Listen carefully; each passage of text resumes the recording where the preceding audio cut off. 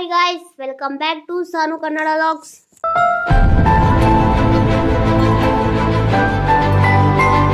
ಇವತ್ತು ನಮ್ಮ ಮಮ್ಮಿ, ನನ್ನ ತಮ್ಮ, ಯಾರೂ ಇಲ್ಲ ಮನೇಲಿ. ಸೊ ಸ್ಪೈಸಿಯಾಗಿ ಏನಾದ್ರು ತಿನ್ನಬೇಕು ಅಂತ ಅನ್ನಿಸ್ತು.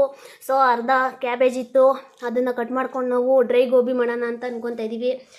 ಡ್ರೈ ಗೋಬಿ ಮಾಡೋಣ ಅಂತ ಅಂದಿದ್ದು ನಮ್ಮ ಆಂಟಿನೇ ಫಸ್ಟು. ಸೊ ಅದಕ್ಕೆ ಇದು ಯಾವತ್ತೋ ತೊಗೊಂಡಿದ್ದು, ಸುಮ್ಮನೆ ಹಂಗೆ ವೇಸ್ಟಾಗಿ ಬಿದ್ದಿತ್ತು. ನೋಡೋಣ ಇದರಲ್ಲಿ ಟ್ರೈ ಮಾಡೋಣ ಅಂತ ಓಪನ್ ಮಾಡಿ ಇಟ್ಕೊಂಡಿದ್ದೀವಿ. ಸೊ ಇದು ನಮ್ಮ ಆಂಟಿಗೆ ಯಾರೋ ಗಿಫ್ಟ್ ಕೊಟ್ಟಿದ್ರಂತೆ. ಸೊ ಅದನ್ನು ತಗೊಂಬಂದು ಇಟ್ಕೊಂಡಿದ್ದಾರೆ ಇದರಲ್ಲಿ ಕಟ್ ಮಾಡೋಕ್ಕೆ. ಸೊ ಇವತ್ತು ಡ್ರೈ ಗೋಬಿನ ಹೇಗೆ ಮಾಡೋದು ಅಂತ ಎಕ್ಸ್ಪೆರಿಮೆಂಟ್ ಮಾಡ್ತಾಯಿದ್ದೀವಿ. ಇದಕ್ಕಿಂತ ಮುಂಚೆ ಮಾಡಿದ್ದೋ, ಸೊ ಮರ್ತೋಗ್ಬಿಟ್ಟೈತೆ. ಇವತ್ತು ಮಾಡೋಣ ಅಂತ ಅಂದ್ಕೊಂಡಿದ್ದೀವಿ. ಫೈನಲಿಯಾಗಿ ಯಾವ ಥರ ಬರುತ್ತೆ ನೋಡೋಣ ಬನ್ನಿ. ಹಾಂ, ಒಂದಾಕ್ ನೋಡೋಣ.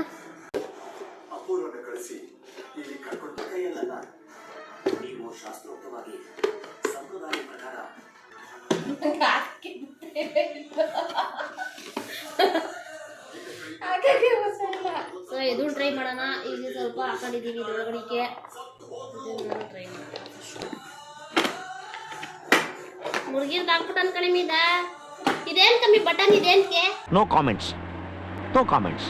ಗೊತ್ತಿಲ್ಲ ನನಗೆ.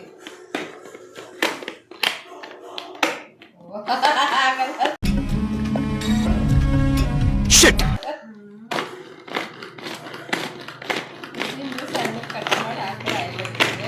Guys, not bad. ಅದು ಚೆನ್ನಾಗಿ ಬರ್ತಿದೆ. ಮೀ ಆಯ್ತು ಗೈಸ್. ನೈಸ್. ಓಕೆನಾ? ಸಣ್ಣ ಸಾಕಿನ ಮೀ ಹಾಕೋತಿದ್ದೀವಿ. ಗೈಸ್, ನಮ್ಮ ಆಂಟಿ ಅರ್ಧರ್ಧ ಹಂಗೆ ಕಿತ್ತಿ ಹಾಕ್ತವ್ರೆ ನೋಡಿ. ಇದರಲ್ಲಿ ಹೆಂಗೋ ಸ್ವಲ್ಪ ಬಂಧನ ಪಟ್ಟು ಇದ್ರಲ್ಲಿ ಮಾಡೋ ಬದಲು ನಾವು ಚಾಕಲ್ಲೇ ಮಾಡ್ಬಿಡ್ಬೋದು ಅನ್ನಿಸ್ತು. ಸೊ ಆದರೂ ಚೆನ್ನಾಗಿದೆ, ಏನೋ ಆಟ ಆಡೋ ಥರ. ಸೊ ಈ ಪ್ರಾಡಕ್ಟ್ ಓಕೆ. ಅಲ್ಲಿದೆಯಲ್ಲ ಮೂಲೆಯಲ್ಲಿ, ಅದ್ರಲ್ಲಿ ಮಾಡಿದ್ರಂತೂ ಒಂದೊಂದೇ ಎಲೆನ ಹಾಕಿ ಅಮುಕ್ಬೇಕು. ಅದು ಮುರಿದೋಗೋ ಚಾನ್ಸಸ್ ಕೂಡ ಇರುತ್ತೆ. ಸೊ ಇದು ಚೆನ್ನಾಗಿದೆ ನೋಡಿ. ಹಿಂಗೆ ಮಾಡಿಬಿಟ್ಟು ಹಿಂಗೆ ತೆಗೆದ್ರೆ ಚೆನ್ನಾಗಿ ಬರ್ತಿದೆ. ಸಾಕು ಇಷ್ಟು ಆದರೆ. ಸೊ ಮಾಡ್ತಾಯಿದ್ದೀವಿ. ಇದು ಪೂರ್ತಿ ಆಯಿತು. ಫೈನಲಿ ಎಲ್ಲ ಕಟ್ ಮಾಡಿದ್ವಿ. ಸೊ ಇದಕ್ಕೆ ನಾವು ಇಂಗ್ರೀಡಿಯೆಂಟ್ಸ್ ಹಾಕೋಣ ಬನ್ನಿ. ಮಾಡು.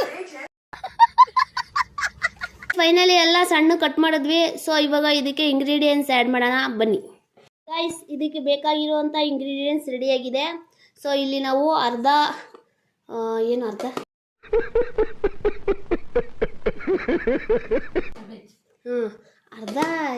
ಅರ್ಧ ಕ್ಯಾಬೇಜ್.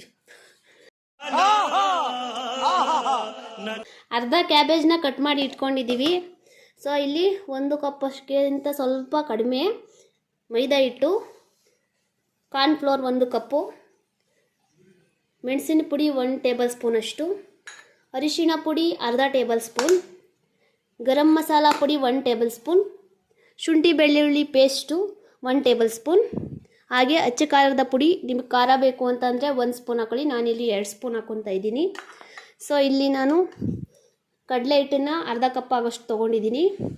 ಹಾಗೆ ರುಚಿಗೆ ತಕ್ಕಷ್ಟು ಉಪ್ಪು ಮತ್ತು ಕರಿಲಿಕ್ಕೆ ಎಣ್ಣೆ. ಇದಿಷ್ಟು ಡ್ರೈ ಗೋಬಿ ಮಾಡಲಿಕ್ಕೆ ಬೇಕಾಗಿರುವಂಥ ಇಂಗ್ರೀಡಿಯೆಂಟ್ಸು. ಸೊ ಇದಿಷ್ಟು ಎಲ್ಲ ರೆಡಿಯಾಗಿದೆ. ಸೊ ಇದನ್ನು ಮಿಕ್ಸ್ ಮಾಡ್ಕೊಳ್ಳೋಣ ಬನ್ನಿ. ಸೊ ಮೊದಲಿಗೆ ನಾನು ಇಲ್ಲಿ 1 ಕಪ್ ಆಗೋಷ್ಟು ಕಾರ್ನ್ಫ್ಲೋರ್ನ ಹಾಕ್ಕೊತಾ ಇದ್ದೀನಿ. ಸೊ ಕಾರ್ನ್ಫ್ಲೋರ್ ನಂತರ ಮೈದಾ ಹಿಟ್ಟನ್ನು ಕೂಡ ಆ್ಯಡ್ ಮಾಡ್ಕೊತಾ ಇದ್ದೀನಿ. ನೆಕ್ಸ್ಟು ಕಡಲೆ ಹಿಟ್ಟು. ಸೊ ಒಂದೊಂದೇ ಇಂಗ್ರೀಡಿಯೆಂಟ್ಸ್ನ ನಾವು ಇಲ್ಲಿ ನೀಟಾಗಿ ಹಾಕ್ಕೊಬೇಕು. ಸೊ ಗರಂ ಮಸಾಲ, ನನ್ನ ಕೈ ಹಿಂಗೆ ಬತ್ತಾದ ಹಿಂಗೆ ಇವ್ರು ತೋರ್ಸ ಆ ಕಡೆ ಹಾಕು ಅಂದ್ರೆ ಚೆನ್ನಾಗಿರ್ತಿತ್ತು. ಅಚ್ಚ ಖಾರದ ಪುಡಿ, ಅರಿಶಿನ, ಪೆಪ್ಪರ್ ಪೌಡರ್, ಹಾಗೆ ಶುಂಠಿ ಬೆಳ್ಳುಳ್ಳಿ ಪೇಸ್ಟು, ರುಚಿಗೆ ತಕ್ಕಷ್ಟು ಸ್ಪೂನ್ ಈ ಕಣ್ಣಲ್ಲಿ ಇನ್ನೀ ಏನೇನು ನೋಡಬೇಕು ಕಾಣೆ. ಸೊ ರುಚಿಗೆ ತಕ್ಕಷ್ಟು ಉಪ್ಪನ್ನ ನೋಡ್ಕೊಂಡು ಹಾಕೊಳ್ಳಿ. ಯಾಕೆಂದರೆ ಕ್ಯಾಬೇಜ್ ಕೂಡ ಇರುತ್ತೆ. ಈ ಮಸಾಲೆಗಷ್ಟೇ ಅಲ್ಲ, ಕ್ಯಾಬೇಜ್ಗೂ ಸೇರಿಸಿ ನೀವು ಇಲ್ಲಿ ಸಾಲ್ಟ್ನ ಹಾಕೊಬೇಕಾಗುತ್ತೆ. ಸೊ ಸ್ವಲ್ಪ ನೀರನ್ನ ಆ್ಯಡ್ ಮಾಡ್ಕೊಳ್ಳಿ. ಇದ್ರ ಜೊತೆ ನೀರನ್ನ ಆ್ಯಡ್ ಮಾಡ್ಕೊಂಡಾದ್ಮೇಲೆ ಇದನ್ನೆಲ್ಲ ಫುಲ್ಲು ಮಿಕ್ಸ್ ಮಾಡ್ಕೊಬೇಕು. ನೀವು ಬೋಂಡ ಅದಕ್ಕಾದರೂ ಮಾಡ್ಕೊಬೋದು, ಅಥವಾ ಕಬಾಬ್ ಥರ ಮಾಡ್ಕೊತೀರಲ್ವ, ಆ ಥರ ನೀಟಾಗಿ ಎಲ್ಲನೂ ಮಿಕ್ಸು. ಅಲ್ಲಿ ಹಾಕಿರ್ತಕ್ಕಂಥ ಪದಾರ್ಥಗಳೆಲ್ಲ ಒಂದಕ್ಕೊಂದು ಹಿಡ್ಕೊಬೇಕು. ಆ ರೀತಿ ನೀವು ನೀಟಾಗಿ ಮಿಕ್ಸ್ ಮಾಡ್ಕೊಳ್ಳಿ. ನೋಡಿ ಈ ಥರ ನೀಟಾಗಿ ಮಿಕ್ಸ್ ಮಾಡ್ಕೊಳ್ಳಿ. ಸ್ವಲ್ಪ ನೀರು ಹಾಕ್ಕೊಂಡು, ನೀರು ಕಡಿಮೆ ಆಯಿತು ಅಂದ್ರೂ ಸ್ವಲ್ಪ ನೀರು ಹಾಕ್ಕೊಳ್ಳಿ. ಜಾಸ್ತಿ ನೀರು ಹಾಕ್ಕೊಂಡ್ರೆ ಅದು ಫುಲ್ಲು ತೆಳ ಆಗಿಬಿಡುತ್ತೆ. ಮತ್ತು ಕ್ಯಾಬೇಜಲ್ಲೂ ಸ್ವಲ್ಪ ಸ್ವಲ್ಪ ನೀರು ಬಿಟ್ಕೊಳ್ಳುತ್ತೆ. ನಾವು ಸಾಲ್ಟ್ ಹಾಕಿರೋದ್ರಿಂದ ನೀರು ಬಿಟ್ಕೊಳ್ಳುತ್ತೆ. ಅದರಿಂದ ಸ್ವಲ್ಪ ಸ್ವಲ್ಪ ನೀರನ್ನ ಹಾಕ್ಕೊಂಡು ನೀಟಾಗಿ ಎಲ್ಲ ಮಿಕ್ಸ್ ಆಗಬೇಕು. ಇವಾಗ ಮಿಕ್ಸ್ ಆಗಿದೆ ನೀಟಾಗಿ. ಇದಕ್ಕೆ ನಾವು ಕ್ಯಾಬೇಜ್ನ ತೊಳೆದ್ಬಿಟ್ಟು ಸೋರು ಹಾಕ್ಕೊಂಡಿದ್ವಿ. ಯಾಕೆಂದರೆ ನೀರು ಸ್ವಲ್ಪ ಜಾಸ್ತಿ ಹೋಗಬೇಕು, ಕೈಯಲ್ಲಿ ಹಿಂಡಿದ್ರೆ ಅಷ್ಟಾಗಿ ಹೋಗಲ್ಲ. ಅದರಿಂದ ನಾವು ಸೊಪ್ಪು ಸೋರು ಹಾಕೋದ್ರಲ್ಲಿ ಸೋರು ಹಾಕ್ಕೊಂಡಿದ್ದೀವಿ. ನೀರೆಲ್ಲ ನೀಟಾಗಿ ಸೋರಾಗಿದೆ. ಸೊ ಇದನ್ನ ಇದ್ರ ಜೊತೆಗೆ ಆ್ಯಡ್ ಮಾಡ್ಕೊತಾ ಇದ್ದೀವಿ.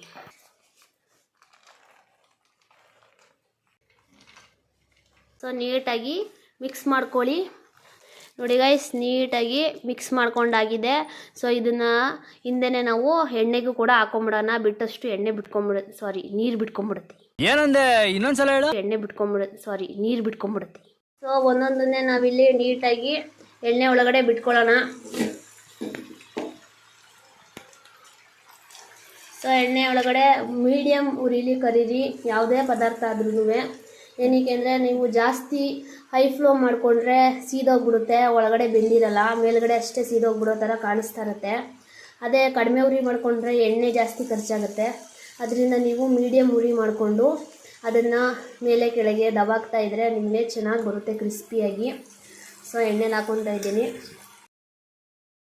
ಸೊ ಏನಾದರೂ ತಿನ್ನಬೇಕು ಅನಿಸ್ದಾಗ ಮಳೆಗಾಲ ಅಥವಾ ಚಳಿಗಾಲದಲ್ಲಿ ಕಾಫಿ ಅಥವಾ ಟೀ ಜೊತೆ ಸೈಡ್ಸ್ಗೆ ಈ ಥರ ಕ್ಯಾಬೇಜ್ ಇದ್ದರೆ ಮನೇಲಿ ಮಾಡ್ಕೊಳ್ಳಿ. ಮಕ್ಳಿಗೂ ಮಾಡಿಕೊಡಿ, ತುಂಬ ಚೆನ್ನಾಗಿರುತ್ತೆ. ಹಾಗೆ ಅವರು ಹೊರಗೆ ತಿನ್ನುವಂಥ ತಿಂಡಿಗಳು ಕೂಡ ಕಡಿಮೆ ಆಗುತ್ತೆ. ಮನೇಲೇ ನೀವು ಆದಷ್ಟು ಫುಡ್ನ ಮಾಡಿಕೊಡಿ. ಏನಕ್ಕೆ ಅಂತಂದರೆ ಔಟ್ಸೈಡ್ ಫುಡ್ಡು ಆದಷ್ಟು ಅವಾಯ್ಡ್ ಮಾಡಿ. ಅಲ್ಲಿ ಟೇಸ್ಟಿಂಗ್ ಪೌಡರು ಈ ಥರದ್ದೆಲ್ಲ ಬೇರೆ ಬೇರೆ ಸಾಸು ಇದೆಲ್ಲ ಹಾಕಿರ್ತಾರೆ. ಸೊ ಅದರಿಂದ ನಮಗೆ ಬೇರೆ ಬೇರೆ ಕಾಯಿಲೆಗಳು ಬರೋವಂಥ ಚಾನ್ಸಸ್ ಇರುತ್ತೆ ಗೈಸ್. ಅದರಿಂದ ನೀವು ಆದಷ್ಟು ಮನೆಯಲ್ಲೇ ಟ್ರೈ ಮಾಡಿ. ಬ್ರೌನ್ ಕಲರ್ ಬರೋವರೆಗೂ ಇದನ್ನು ಎಣ್ಣೆಯಲ್ಲಿ ಫ್ರೈ ಮಾಡ್ಕೊಳ್ಳಿ. ನೋಡಿ ಇಷ್ಟೇ ಸಿಂಪಲ್ಲು. ಡ್ರೈ ಗೋಬಿ ಮುಗ್ದೇ ಹೋಯಿತು.